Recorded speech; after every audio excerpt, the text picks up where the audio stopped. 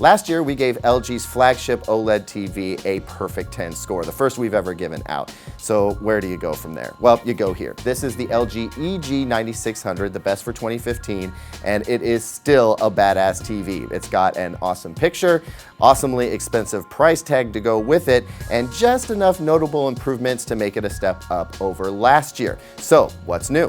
The first change I noticed over prior year is the set's overall design. LG moved away from the thin circular base they had last year, and now they have this curved blade style of stand.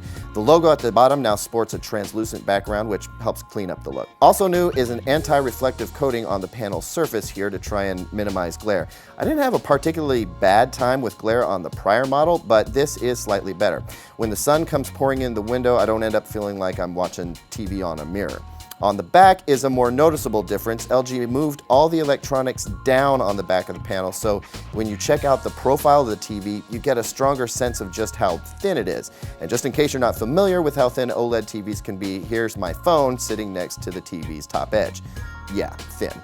As long as we're back here, I should point out the TV sports one less HDMI port than last year, down from 4 to 3. What's up with that? I expect more, not less.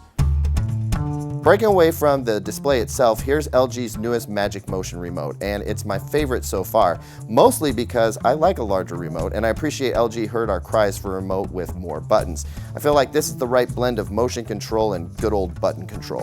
And once you turn the TV on, I notice an immediate difference. Boot time is way faster, and we can finally take a look at webOS 2.0. The changes between the original version and this new one seem subtle at first, but they make a real difference. You can now quickly switch between picture presets without digging into the full-on settings menu, and that's nice if you need a dim room setting and a bright room setting you can bounce between.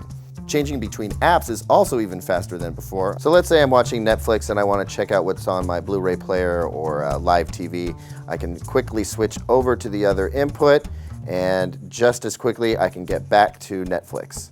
So the user experience is pretty outstanding. How about the picture quality? On the whole, it's awesome. There's this one little quirk, but we'll get to that in a second.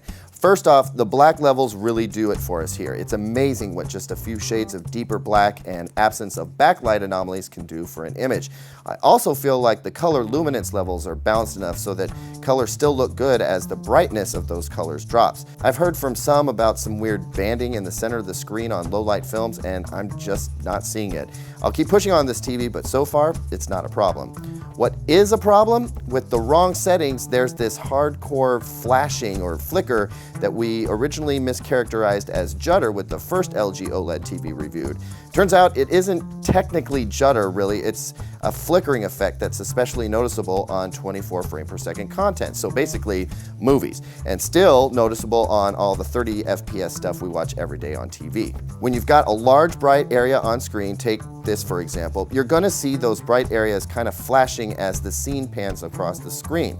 I actually sat down with LG engineers for hours and we poured over this.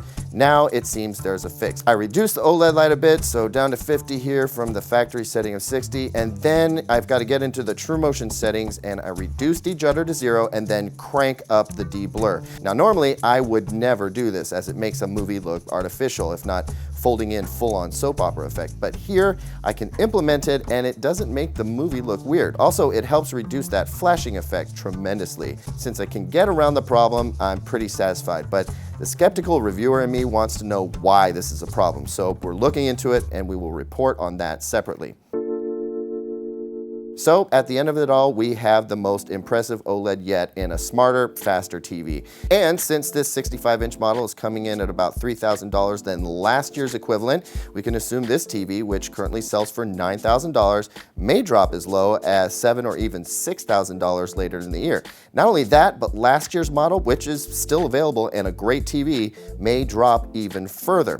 OLED is still pricey, but it's getting more and more affordable, which is going to put the pressure on even the best LCD-based TVs. So OLED is getting there, and LG is the company to thank for that. If you've got the bucks, this is one of the most impressive TVs you can get. If not, hang in tight for a couple years. This is the display type of the future, and it only gets better from here.